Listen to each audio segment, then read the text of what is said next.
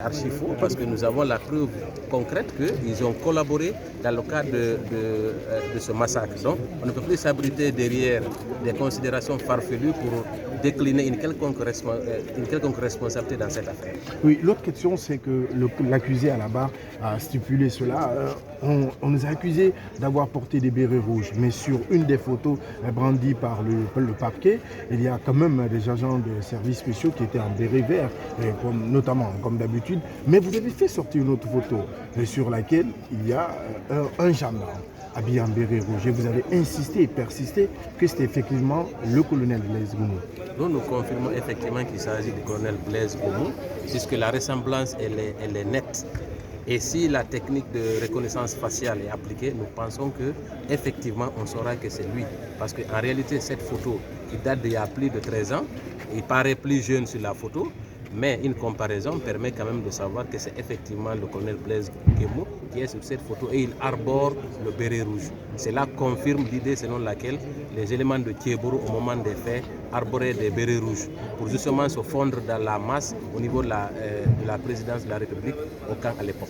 Est-ce qu'aujourd'hui vous pouvez conclure que les éléments de Thiébourou ont joué un rôle parfait dans ces événements tragiques du 28 septembre 2009? Écoutez, les éléments de Thiébourou ont perpétré les massacres au même titre que les bérets rouges et les milices de Kalea. Parce que certains éléments de Thiébourou sont effectivement arrivés en compagnie de ces milices. Parce qu'il fallait faire les massacres sans que cela ne soit à travers des armes. Raison pour laquelle certains avaient des machettes, d'autres avaient des couteaux, d'autres avaient des baïonnettes.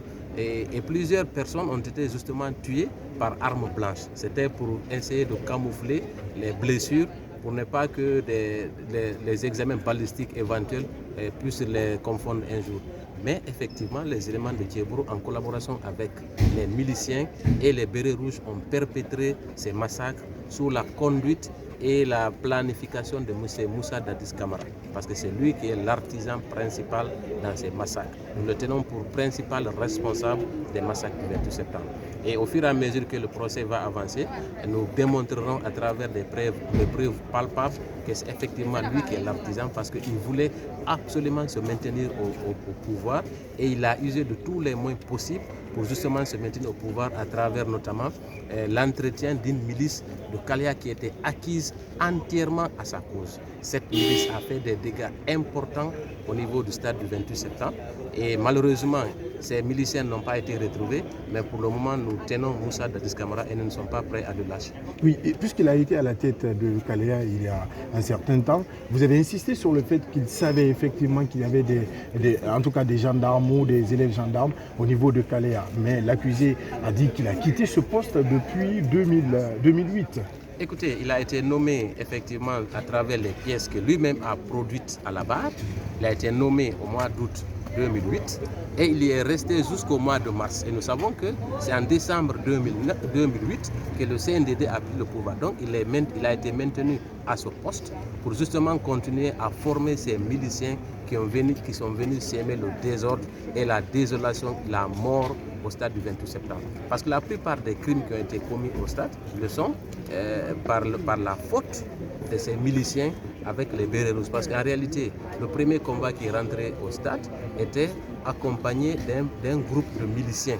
Et nous avons aujourd'hui des témoins qui sont prêts à venir comparaître à la barre, puisque ces témoins-là faisaient partie de cette milice. Ils ont été transportés pour certains sans savoir la raison pour laquelle ils venaient au stade. Malheureusement, ils sont venus au stade. Certains n'ont pas commis des crimes et le moment venu, nous avons justement des personnes qui viendront confirmer non seulement leur formation à Kalea, mais également leur participation à la venue au stade du 28 septembre, même si certains n'ont pas commis les crimes. Mais cette histoire de Kalea et des milices est une réalité. Merci vraiment.